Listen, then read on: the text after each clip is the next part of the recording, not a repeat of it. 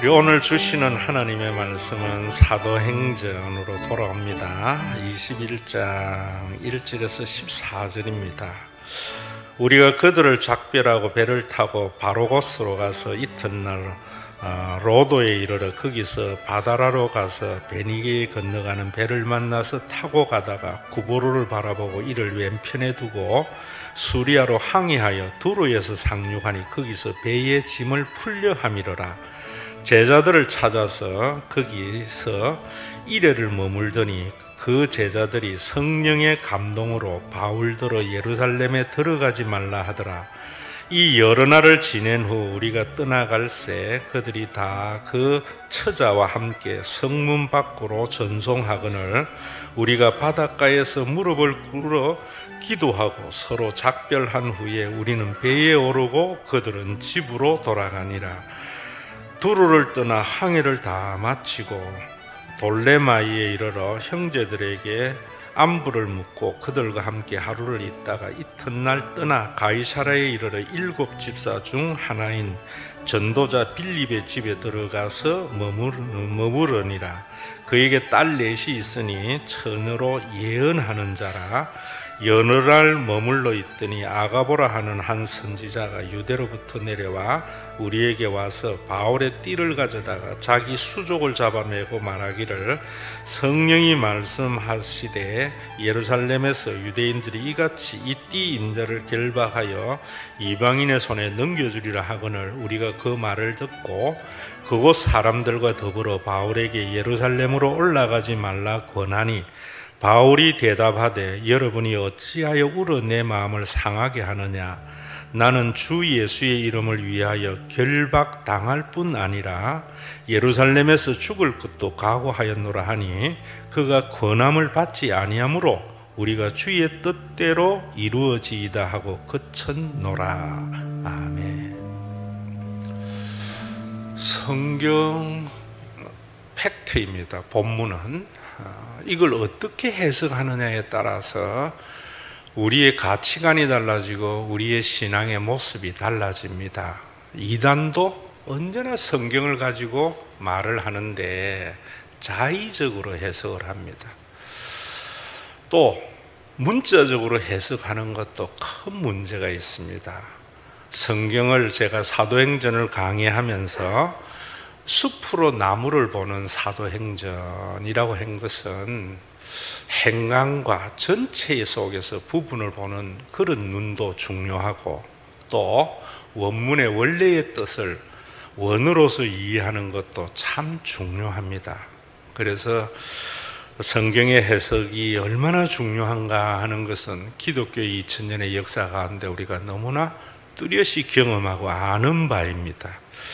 오늘 본문은 밀레도에서 에베소 교회의 장로들과 눈물의 작별을 하고 이제 예루살렘으로 올라가는 과정을 설명을 하는데 우리가 주목해야 할 것은 4절에 보면은 두로라는 곳에 왔을 때 바울의 일행이 예수님의 제자들을 찾아서 이래 동안 머물면서 그들을 만났을 때 그들이 이런 말을 합니다.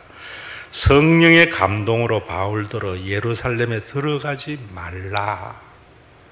성령의 감동으로 예루살렘에 들어가지 말라고 간청하였습니다. 그것을 뿌리치고 다시 가이사라 빌립보 이제 예루살렘을 올라가는 그 문턱의 항구에 도달했을 때에 전도자 빌립의 네 딸이 예언가였고 또 유대에서 온 유명한 당대에 거기에 있는 아가보라고 하는 예언자가 와서 뭐라는가 하면은 바울의 띠를 자기의 수족을 묶으면서 성령께서 말씀하시되 나에게 이 띠 임자가 예루살렘에 오면은 결박을 당하여서 이방인의 손에 넘겨주리라 했다라고 말씀을 합니다. 이 말을 들은 바울의 일행들이 바울에게 예루살렘에 올라가지 말라고 권하였다, 강권하였다라고 말을 합니다. 그런데 바울은 그들의 그러한 간청을 들으면서 여러분이 어찌하여 울어 내 마음을 상하게 하느냐 이랬는데, 이 말의 원문에는 여러분들이 어찌하여 울어서 내 의지를 약화시키려고 하느냐라고 말을 하면서, 나는 주 예수의 이름을 위하여 결박을 당할 뿐만 아니라 죽을 것도 각오하였노라. 이러니까 더 이상 권함을 받지 아니므로 사람들이 주의 뜻대로 이루어지이다 하고 바울을 예루살렘에 올라가게 하였다라는 내용입니다. 이 내용을 가지고 어떤 신학자들, 많은 신학자들이 뭐라고 이야기하는가 하면은, 바울이 순교를 당한 것은 봐라, 아가야의 예언, 두로에서 제자들이 성령의 감동하심을 받아서 행한 권함을 받지 아니한 불순종의 결과로 순교를 당하였다, 이렇게 말하는 사람도 있고, 또 어떤 사람들은 바울이 이렇게 결박을 당함으로 말미암아 뱃삭 한 푼 들이지 아니하고 로마의 심장인, 로마 제국의 심장인 로마로 가서 그 심장을 복음화시킴으로 말미암아 결국 전 세계가 기독교화되는 놀라운 하나님의 역전의 사건이 되었다라고 하는데, 이 모든 것들은 여러분들이 아셔야 되는 것이 자본주의적 가치관, 세속의 가치관으로 성경을 본 왜곡된 해석입니다. 결박에 올라가서 결박을 당하고 순교를 당하는 것은 좋은 일이 아니다, 이런 생각도 그 속에 있어서 불순종의 결과로 당한 일이다라고 말을 하고, 또 하나님은 세옹지마의 하나님, 전화이복의 하나님이 되어서 그들의 그러한 일들을 통해서 놀라운 기독교의 번영을 이루었다라는 건데, 전부 자의적 해석이지요. 숲을 보지 못하는 나무만 보는 해석들입니다. 그래서 사도행전에서 제가 강의를 하면서 1장 8절을 제1편의 주제 성구로 삼았지요. 너희가 성령을 받고 권능을 받아라고 할 때에, 성령을 받으면 권능을 받는다는 것은 초자연적인 능력을 얻는 것이 아니다, 후자의 해석에 대한 반박이지요. 그 권능은 두나미스로 다이아마이트다.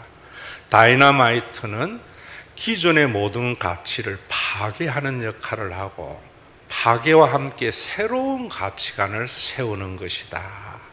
성령은 우리 가운데 와서 혈연과 연고의 중심에 인간적인 모든 육정의 가치를 파괴하고, 모든 인류가 유대인이나 이방인이나 남자나 여자나 종이나 자유자, 사회적인 차별, 남녀의 차별, 인종의 차별을 넘어서서 한 가족이 되게 하는 놀라운 새로운 질서와 가치를 세우는 것이다. 그래서 이 가치가 예루살렘과 온 유대와 사마리아와 땅끝까지 이르러 증인이 되어라 할 때에도, 이 증인이 우리가 어떤 공산권이나 어디에 가서든지 예수 천당, 불신, 지옥 하는 이런 증인의 역할을 해야 된다, 이런 말이 아니고, 말투스라는 말은 순교자라고 그랬지요.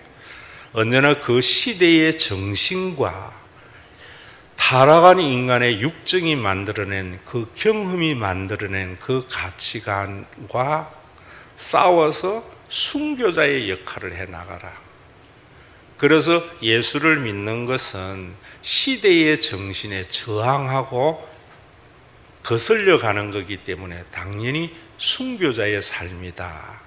지금 바울이 올라가는 것들이 다 그들의 약화를 시키는 것은 뭐냐면, 자신의 육신의 생명의 한계를 생각하게 하는 것이 자기의 의지를 약화시키는 것인 줄 알아서 예루살렘으로 올라가는 그 걸음은 자기의 생명의 안전보다는 예루살렘 교회 교인들이 흉년으로 인하여 수많은 사람이 굶어 죽는 데에 그 선교 헌금을 보내어서 사람을 살리는 그 일의 사명을 하려고 하였던 것이다. 이것이 올바른 해석이고, 이러한 것들을 통해서 하나님의 나라, 유대인과 이방인의 교회가 하나의 교회가 되는 놀라운 은혜의 역사, 알모젠의 역사이다 라고 제가 말씀을 드린 것이요, 오늘날 우리 교회가 참 생명을 잃어버린 것이 바로 이런 것이다. 왜 잃어버렸는가? 모든 가치관이 땅의 메인 가치관으로 삽니다. 그래서 어느 집에 자녀가 좋은 대학에 가면 복 받았다고 그러고, 누가 기도회가 사업 잘 되면 복 받았다고 하고, 다 잘못된 해석이지요. 정말 여러분, 성령 안에서 거듭나게 되면은 나의 수고가 나에게 누림이 되고 이웃에게 나눔이 되는 놀라운 축복의 그 삶이 우리 모두에게 있어지고, 그러한 삶의 가치관이 우리가 이 시대의 순교자의 길을 걸어가는 것이다 하는 것을 새롭게 하는 2023년이 되어야 됩니다. 오늘 여러분 보세요. 대한민국의 교회들이 얼마나 많은 내 교회, 내 삶, 내 자녀, 내 가정, 그래서 교회가 사회에 선한 영향력을 끼치지 못합니다. 불과 3, 40년 전만 해도 교회에 오면은 내 자녀를 위한 기도가 아니라 대한민국과 우리 후손을 위한 삶, 그러한 선한 영향력이 정치권이나 모든 영향을 주는 그런 교회였어요. 왜 이런 것들이 없는가? 통계에 잘 나와 있습니다. 국민일보에서 신과 초자연적인 존재에 대한 인식을 조사하면서 설문을 한 게 있습니다. 신자, 비신자를 구분하지 않고 했는데, 이 시대의 사람들이 신의 존재를 믿는 사람이 48%밖에 안 된답니다. 그런데 기독교인들 중에 신의 존재를 믿는 사람은 몇 프로인가? 71%밖에 안 된대요. 예전에는 교회에 나오는 사람들은 다 신의 존재를 믿었습니다. 그런데 더 놀라운 것은 부활을 믿는 사람들은 24%밖에 안 된대요. 그러니까 모든 삶의 결론이 이 땅에 매여서 사는 삶을 사는 것이 아닌가. 정말 우리가 이 세상에 것만 있다면은 우리는 가장 불쌍한 자가 되는 신과 회복 있는 교회가 되어야 됩니다. 제가 예전 교회에 있을 때에 서울의 유명한 절에 법사로 있는 분을 교회의 안수 집사의 아버지를 전도했던 걸 이야기했지요. 여러분, 이 시간 우리는 천국과 지옥이 있는 것을 아는 사람은 아무도 없어요. 그런데 우리는 안다고 하니까 자기 체면을 걸거나 다른 사람에게 설득이 안 돼요. 제가 그 법사에게 어떻게 전도를 했는가 하면은 그렇게 한 거예요. 췌장암 말기에 있는 분인데, 법사님, 천국과 지옥이 있는 건 나도 모르고 법사님도 모릅니다. 불교는 윤회라고 믿는 것이고, 기독교는 예수 믿으면 천국 가고 믿지 않으면 지옥 가는 것을 믿는 것이다. 그런데 어느 것이 지혜롭고 어느 것이 유익한가 생각해 보죠. 만약에 윤회인 것 같으면 나는, 그 사실을 믿지 않은 나는 다음 생애에 희망이 있다. 사람이 죽는 것은 한번 정한 이치라고 성경은 말한다. 그건 팩트 아니냐. 성경은 그 이후에 심판이 있는데, 내 의로 가는 것이 아니라 하나님을 아바 아버지라 부르는 자, 그 자가 천국에 가고 그렇지 않는 자는 지옥에 간다고 한다. 나는 이 진리가 맞는지 안 맞는지는 모르겠지만 나는 이 진리를 믿는 이유는 이 진리가 더 지혜롭고 유익되기 때문이다. 만약에 내가 오늘 이 전한 것이 법사님이 받아들이지 않는다면 차라리 내 믿음이 틀렸으면 싶다. 만에 하나 내 믿음이 맞는 사실이라면 법사님은 큰일이라고. 오늘도 여러분들이 이 땅에 우리에게 주어진 생에 예수 믿는 사람이나 안 믿는 사람이 똑같이 살아갑니다. 우리가 그들과 다른 삶, 종교생활이 아닙니다. 그리스도가 이루신 그 구원의 사역을 받아들여서 나의 수고의 분복을 누릴 줄도 알고 나눌 줄도 않는 이런 삶을 사는 자가 예수를 받아들인 자입니다. 그 자가 천국에 간다고 이야기합니다. 그런 삶은 분명히 이 땅에서 어리석은 삶입니다. 걸어가고 싶지 않는 삶입니다. 그는 왜 살아가야 되는가? 우리의 생애가 그래 길지 아니하고 죽음 이후에 또 다른 양태의 삶은 영원하기 때문이죠.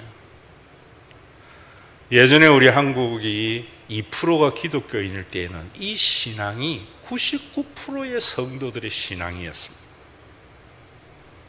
이제는 이 신앙이 24%밖에 되지 않기 때문에 교인들과 다른 사람들의 삶의 차이가 별로 없습니다.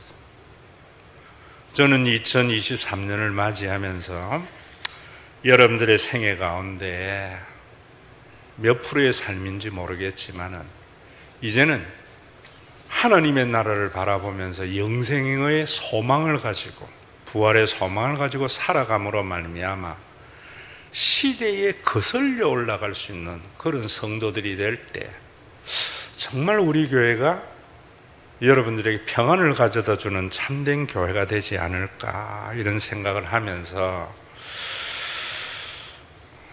예전에 순교자의 대표자인 주기철 목사님의 5종목의 나의 기원이라는 설교를 길기 때문에 중간중간 좀 뛰어넘어서 읽어드리려고 합니다. 주기철 목사의 순교사와 설교집을 지은 김인서의 설교집 속에 있는데 이 김인서 씨는 주기철 목사님이 목회했던 산정영 교회의 청년 회장이었던 유기선 의사가 그 주 목사님의 마지막 유고의 설교를 기억했다가 가슴에 담았다가 그 기억을 되살려서 구술한 것을 적은 설교입니다. 저는 저들의 손에 몇 번째 체포되어 이번에는 올해 영의의 몸이 되었다가 이 산정제 강단에 다시 서게 되니 하나님의 은혜 감사하오며 나를 위하여 기도하며 기다리시던 교우 여러분 앞에서 다시 설교하려 하니 감개무량합니다. 갇힌 자 중에서 늘 기도하던 5가지 제목, 곧 5종목의 나의 기원이라는 제목으로 말씀드리겠습니다. 첫째, 죽음의 권세를 이기게 하여 주시옵소서. 나는 바야흐로 죽음에 직면하고 있습니다. 죽음에 직면한 나는 사망 권세를 이기게 하여 주시옵소서 기도하지 않을 수 없습니다. 사망 권세는 마귀가 사람을 위협하는 최대의 무기인가 합니다. 죽음을 두려워 의를 버리며 죽음을 면하려고 믿음을 저버린 사람이 얼마나 많습니까? 일약 수사도 베드로도 죽음이 두려워 가야바의 법정에서 예수를 부인하고 계비종 앞에서 3번이나 맹세하였으니 누가 감히 죽음이 무섭지 않다고 장담하겠습니까? 죄 없이 억울하게 죽은 약자도 불쌍하지만 사랑하는 아내를 두고 죽는 사람, 가엾은 아이를 두고 가는 어머니 비참한 죽음도 허다합니다. 자동차에 치여 죽는 죽음도 있는데 예수의 이름으로 사형장에 나가는 것은 그리스도인 최대의 영광입니다. 주님 저를 위하여 죽으셨거늘 내 어찌 죽음을 무서워 주님 모르는 채 하오리까. 다만 일사각오가 있을 뿐입니다.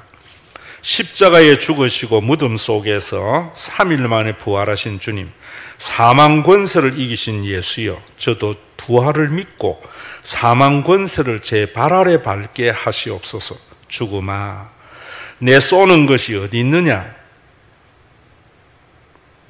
저는 부활하신 예수를 믿고 저도 부활하리로다. 아멘 할렐루야.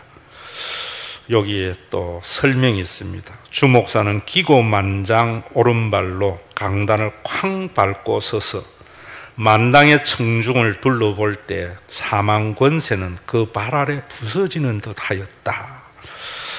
나의 사랑하는 교우 여러분, 그리스도의 사람은 살아도 그리스도인답게 살고 죽어도 그리스도인답게 죽어야 합니다. 죽음이 무서워 예수를 저버리지 마십시오. 풀의 꽃과 같이 시들어 떨어지는 목숨을 아끼다가 지옥에 떨어지면 그 안이 두렵습니까? 한 번 죽어 영원한 천국 복랑 아니 즐겁습니까? 이 주목사가 죽는다고 슬퍼하지 마십시오. 나는 내 주님밖에 다른 신 앞에 무릎을 꿇고는 살 수 없습니다. 더럽게 사는 것보다 차라리 죽고 또 죽어 주님 향한 정절을 지키려 합니다. 소나무는 죽기 전에 찍어야 씨 푸르고 백합화는 시들기 전에 떨어져야 향기롭습니다. 세례 요한은 33세, 서대반은 청장년에 뜨거운 피를 뿌렸습니다. 이 몸도 시들기 전에 주님 제단의 제물이 되어지이다. 둘째, 장기의 고난을 견디게 하여 주옵소서. 단번에 받는 고난을 이길 수 있으나 오래오래 끄는 장기간의 고난은 참기 어렵습니다. 칼로 베고 불로 지지는 형벌이라도 한두 번에 죽어진다면 그래도 이길 수 있으나 한 달, 두 달, 1년, 10년 계속되는 고난은 견디기 어렵습니다. 그것도 절대 면할 수 있는 형벌이라면 할 수 없이 당하지만 한 걸음만 양보하면 그 무서운 고통을 면하고 도리어 상 준다는 데에 많은 사람들이 넘어갑니다. 말 한마디만 타협하면 살려주는 데에 용감한 신자도 넘어지게 됩니다. 하물며 나같이 연약한 약졸이 어떻게 장기간의 고난을 견디어 배기겠습니까? 다만 주님께 의지하는 것뿐입니다. 그러기에 예수께서 끝까지 참는 사람은 구원을 얻으리라고 신신부탁하셨습니다.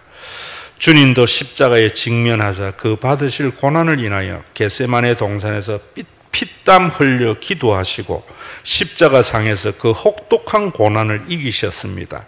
두 손과 두 발이 쇠못에 찢어질 때 그 아픔 어떠하였사오리요? 저와 여러분의 죄, 억만 죄인의 죄짐을 대신 지실 때 그 고통이 얼마나 중대하여 엘리 엘리 라마 사박달이라고 부르짖었습니다. 그 고통의 소리를 우주도 감당하지 못하여 태양이 빛을 잃고 그 고통의 핏방울 땀도 감당할 수 없어 지축이 흔들리어 지진이 터졌습니다. 나의 사랑하는 교우 여러분, 이제 받는 고난과 장차 받을 영광을 비교하려면 좋게 비교할 수 없느니라. 이제 받는 고난은 오래가야 70년이요 장차 받을 영광은 천년 만년 영원 무궁합니다. 주님을 위하여 오는 고난을 내가 이제 피하였다가 이다음 내 무슨 낯으로 주님을 대하오리까? 주님을 위하여 이제 당하는 수옥을 내가 피하였다가 이다음 주님이 너는 내 이름과 평안과 즐거움을 다 받아 누리고 고난의 잔을 어찌하고 왔느냐고 물으시면 나는 무슨 말로 대답하랴? 세 번째, 노모와 처자와 교우를 주님께 부탁합니다. 제게는 80 넘은 어머님이 계시고 병든 아내가 있고 어린 자식이 있습니다. 남의 아들의 의무도 치중하고 남의 아비 된 책임도 무겁습니다. 첫째, 자식을 아끼지 아니하는 부모가 어디 있으며 부모를 생각하지 아니하는 자식이 어디 있겠습니까? 어머니를 복양하지 못하고 잡혀다니는 불효자의 신세, 어머니 생각이 더욱 간절합니다. 제 어머님은 금지옥엽으로 길러주신 이 몸이 남의 발길에 채우고 매맞아 상할 때 제 어머니의 가슴이 얼마나 아프실까. 춘풍 추우 비바람이 옥문에 뿌릴 때, 고요한 밤 달빛이 철창에 새어들 때 어머니 생각 간절하여 눈물 뿌려 기도하였습니다. 그러나 어머니를 복양한다고 하나님의 계명을 범할 수도 없습니다. 십자가 하에서 가슴 치며 애통하시는 성모 마리아의 아프신 가슴 어떠하였을까요? 오 당신 어머님을 요한에게 부탁하신 주님께 내 어머니도 부탁합니다. 불효한 이 자식의 복양보다 무소불능하신 주님께 내 어머니를 부탁하고 나는 주님 자치를 따라가렵니다. 둘째, 남편이 아내를 사랑하고 아내가 남편을 연모하는 것은 인지상정입니다. 내 아내는 병약한 사람으로 일생을 제게 바치었거늘 나는 남편 된 의무를 못합니다. 병약한 아내를 버려두고 잡혀다니는 이내 마음 또한 애처롭습니다. 오 주님께서 당신의 신부 되신 어린 교회를 뒤에 두고 골고다로 나가시는 심정이 어떠하였습니까? 병든 제 아내도 주님께 부탁하고 불초 이내 몸은 주님의 자치, 주님의 눈물 자치를 따라가렵니다. 연약한 저를 붙들어 주시옵소서. 세상에 제 자식을 돌보지 않는 자 어디 있으며 자기 아버지를 의지하지 아니하는 자식이 어디 있겠습니까? 나도 4명의 아들이 있어 어린 것도 있습니다. 아버지로서 자식을 키우고 가르칠 의무를 다하고 우는 어린 것을 뒤에 두고 잡혀다니는 마음 또한 애처롭기 끝이 없습니다. 짐승도 제 새끼를 사랑하거늘 어린 자식 떼어두고 죽음의 길을 떠나는 이 내 마음 끝없이 비참합니다. 어미 죽은 어린 것을 주님 품에 의탁합니다. 제게는 주님께서 맡기신 양떼, 나의 사랑하는 교우가 있습니다. 그런데 저는 저들을 제 양떼 뒤에 두고 다시 돌아오지 못할 길을 떠납니다. 험한 세대, 악한 세상에 이리떼 중에 제 양떼를 두고 갑니다. 맡기나이다. 제 양떼들을 대목자장이신 예수님 손에 맡기나이다. 나의 어머니도 주님께 부탁하나이다. 나의 병든 아내도 주님 손에 부탁하는 것이 이 못난 사람의 도움보다 좋을 줄 압니다. 저의 어린 자식들을 자비하신 주님 품에 두는 것이 변변치 못한 아비의 손으로 기르는 것보다 복된 줄 믿습니다. 저의 양떼도 선한 목자 주님께 부탁합니다.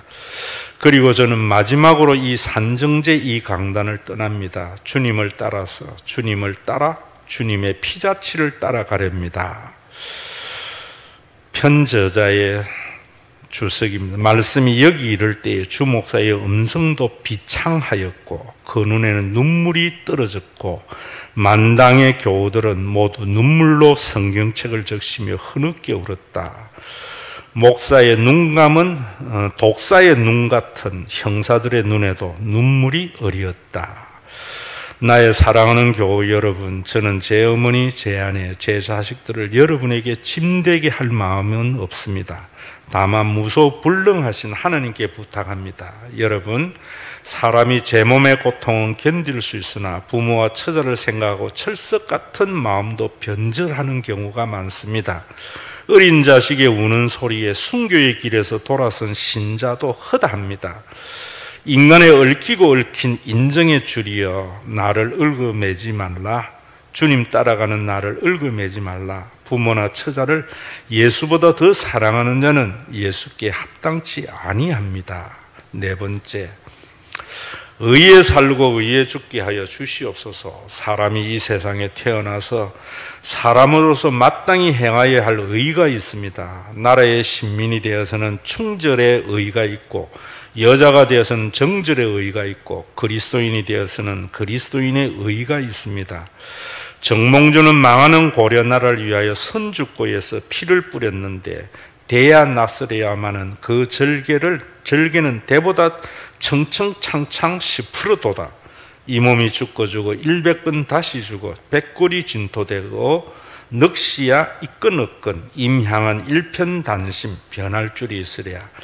이는 우리 선인들의 나라를 사랑하는 충이 대절입니다. 사람이 나라에 대한 의지가 이러하거늘 하물며 그리스도인이 되어 주님 향한 일편단심이 변할 수 있겠습니까?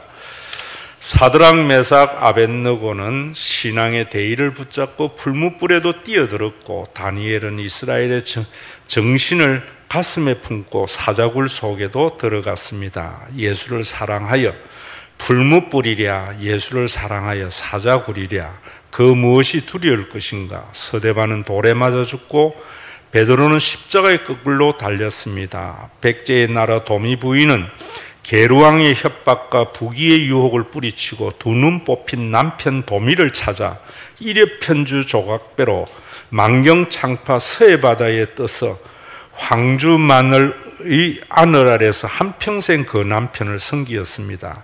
이는 우리 조선의 딸들이 정절을 지키던 피눈물입니다. 그런데 오늘 우리가 그리스도의 신부되어 주님 향한 정절을 변할 수 있겠습니까? 못합니다. 그리스도의 신부는 다른 신에게 정절을 깨뜨리지 못합니다. 이 몸이 어려서 예수 안에서 자라났고 예수께 헌신하기로 10번 100번 맹세하였습니다. 예수의 이름으로 밥 얻어먹고 영광을 받다가 하나님의 계명이 깨어지고 예수의 이름이 땅에 떨어지게 되어 오늘 이 몸이 어찌 구구도생 피할 줄이 있겠습니까? 아, 내 주 예수의 이름이 땅에 떨어지는구나. 평양아 예의 동량의 내 예루살렘아 영광이 내게서 떠나도다. 모란봉아 통곡하라. 대동강아 천백세에 흘러가며 나와 함께 울자. 드리리다 이 목줄이나마 주님께 드리리이다. 칼날이 나를 기다리느냐? 나는 저 칼날을 향하여 나아가리다. 누가 능히 우리를 그리스도의 사랑에서 끊으리요? 환난이나 공고나 기근이나 적신이나 위험이나 칼이랴. 죽고 죽어 1000번 다시 죽어도 주님이 향한 대의정절 병치 아니하리이다. 십자가 주님 주신 십자가 앞에 이 몸 드립니다. 우리 초로 인생 살면 며칠입니까? 인생은 짧고 의는 영원합니다. 나의 사랑하는 교우 여러분, 의에 죽고 의에 삽시다. 의를 버리고 더구나 예수께 향한 의를 버리고 산다는 것은 개 짐승의 삶만 갖지 못합니다. 여러분, 예수는 살아계십니다. 예수는 죽고 예수로 삽시다. 편저자의 설명, 주 목사의 의를 말할 때 얼굴은 빨개지고 눈에는 불이 떨어지고 그 음성은 강렬, 또 비장한 소리, 예배당을 흔들었다. 만당의 예배자들은 흐느꼈다. 주 목사 감격에 넘쳐 손을 들고 발로 마룻바닥을 구르면서 다음 찬미를 힘차게 찬양하였다. 이 세상 험하고 나 비록 약하나. 다섯째, 내 영혼을 주님께 부탁합니다. 오 주님, 예수여, 내 영혼을 주님께 부탁합니다. 십자가를 붙들고 쓰러질 때 내 영혼을 받으시옵소서. 옥중에서나 사형장에서 내 목숨 끊어질 때 내 영혼 받으시옵소서. 아버지 집은 나의 집, 아버지의 나라는 나의 고향이로소이다. 더러운 땅을 밟던 제 발을 씻어서 저로 하여금 하늘나라 황금길에 걷게 하시옵소서. 죄악 세상에서 부대끼던 저를 깨끗하게 하사 영광의 존전에 서게 하옵소서. 내 영혼을 주님께 부탁하나이다. 이 시대는 일제시대와 같이 신사참배를 강요하는 그런 억압은 없습니다. 종교의 자유가 있는 이 땅에서 사단은 우리에게 언제나 자본주의적 가치관으로 우리의 탐욕, 우리의 이기심을 자극해서 예수를 우상화시킵니다. 오늘도 여러분 정말 이 시대의 순교는 이 시대의 정신을 거슬러가는 삶입니다. 이 시대는 자기와 자기 가족밖에 모르는 시대입니다. 우리가 정치권에만 욕할 것이 아니라 우리의 삶도 돌아보면은 나와 내 가족, 내 자식만 생각했던 우리 아닙니까? 예수를 믿고 그리스도의 사역을 받아들이면은 내 자식이 중요한 게 아니라 우리의 후손이 중요하게 됩니다. 우리 대한민국이 번영할 그때에는 교회에서 대한민국의 후손을 위하여 기도하였고 자식을 위하여 기꺼이 십자가의 길을 걸어갔던 믿음의 선조들이 참 많습니다. 이러한 삶을 살아가는 것은 이 시대에 아무리 쌓아도 누리지 못하고 쌓은 재물이 내 것이 되지 못하고 남이 되는 이 불행한 인생의 삶 속에서 예수를 받아들임으로 말미암아 내 수고가 나와 내 가족의 누림이 되어지고 타인에게도 나눔이 되는 그런 복된 생애가 시대를 거슬러가는 삶입니다. 저는 목사가 되려고 할 때에 제 선친이 이 말씀을 남기고 저 안수 10월 16일 날 하시고 11월 17일 날 하나님의 부르심을 받았는데 이런 말씀을 안수할 때 하셨습니다. 웅아, 사자는 배가 고파도 풀을 뜯어먹지 않는다. 우리 그리스도인들은 사자입니다. 하이에나가 아닙니다. 그래서 어쩌면은 사역을 하면서 항상 저는 그래 살았습니다. 대학교에 있을 때에도 우리 아이들 용돈 줄 때 교회에 대학교에는 다 아버지가 교수고 교직원인데 몇몇 가정의 아이들이 그러지 못한 아이들이 있었습니다. 엄마와 함께 사는 주렴이라는 아이, 아버지가 그 학교에서 헌책을 팔면서 사는 기대에 우리 아이들과 똑같이 용돈을 주면서 살아온 세월이었습니다. 여러분, 예수를 믿는 것은 이 시대는 믿지 못하는 외부의 핍박이 있는 것이 아니라 내부로부터 오는 사단의 적이 있습니다. 그 사단의 적을 이기는 것은 우리의 시선이 영광의 주님을 바라보는 천국이 있음을 믿는 믿음만이 우리가 이 신앙을 넉넉히 이겨나갈 것이고, 우리 교회가 2040의 비전을 실천할 수 있는 것은 여러분들의 시선이 땅에 머무는 것이 아니라 주 목사님과 같이 부활의 주님, 영광의 주님을 바라볼 수 있는 그런 영적인 눈이 열릴 때만이 가능하리라고 생각합니다. 얼마나 많은 성도들이 제가 여러분들에게 말씀을 드린 대로 나이아가라의 외줄타기 명수인 브론디의 그 묘기를 보려고 한우하는 한국교회 교인들이 아닌가 이런 생각을 합니다. 그래서 오늘 이 영상을 좀 보고 축도로 예배를 마치도록 하겠습니다. 폭포의 상징적인 인물로 남아있는 또 한 명의 전설적인 인물이 있었다.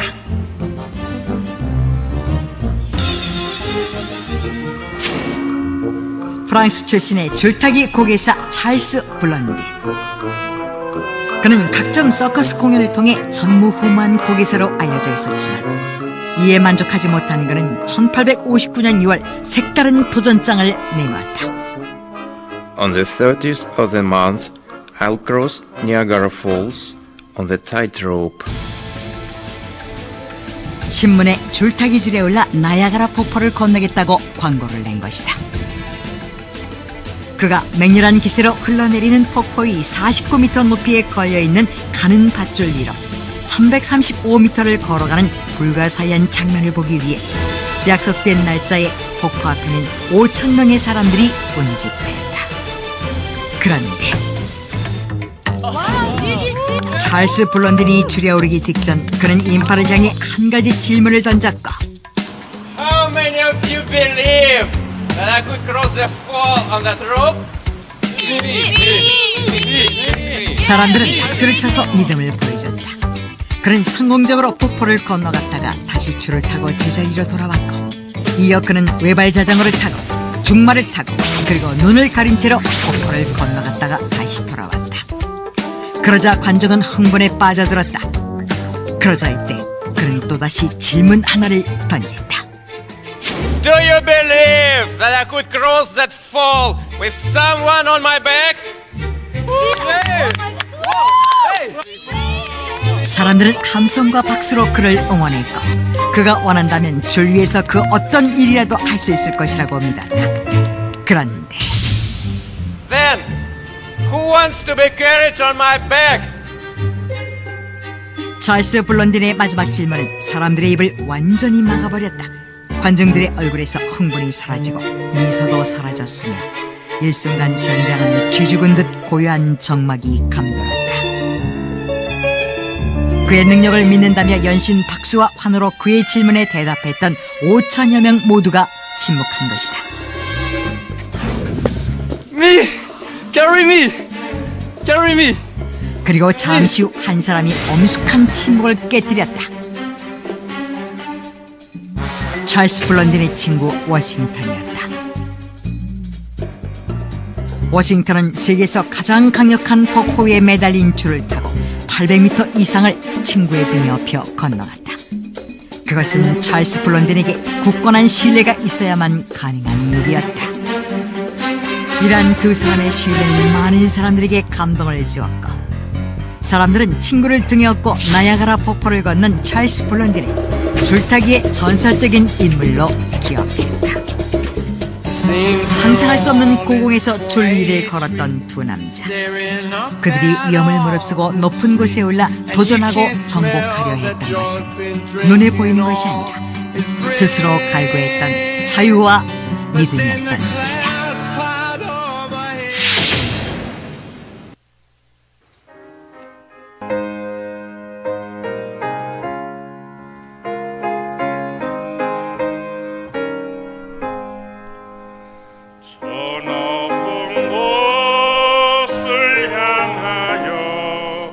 날마다 나아갑니다.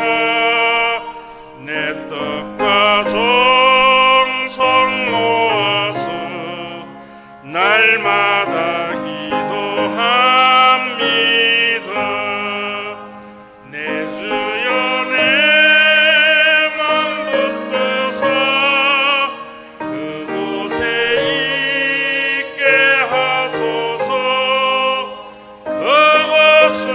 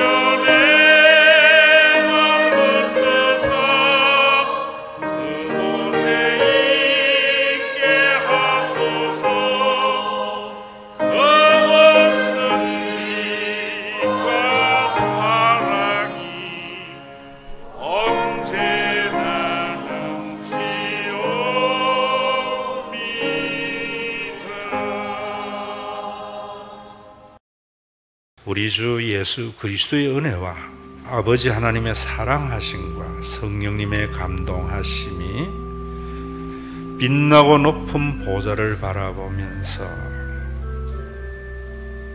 복음의 구경꾼이 아니라 복음의 사건에 한호하는 자가 아니라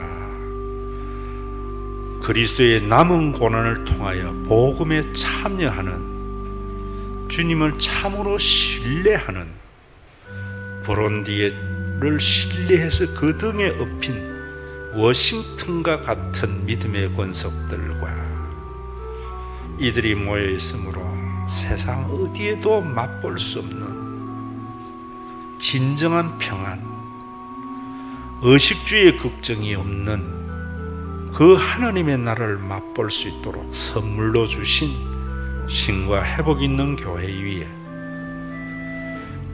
우리의 육신을 벗어버리고 나이아가라 폭포를 친구의 등에 업혀서 구경꾼이 경험해 보지 못한 환희의 경험을 한 워싱턴과 같은 그 경험이 실제화될 그날까지 함께 있을지어다.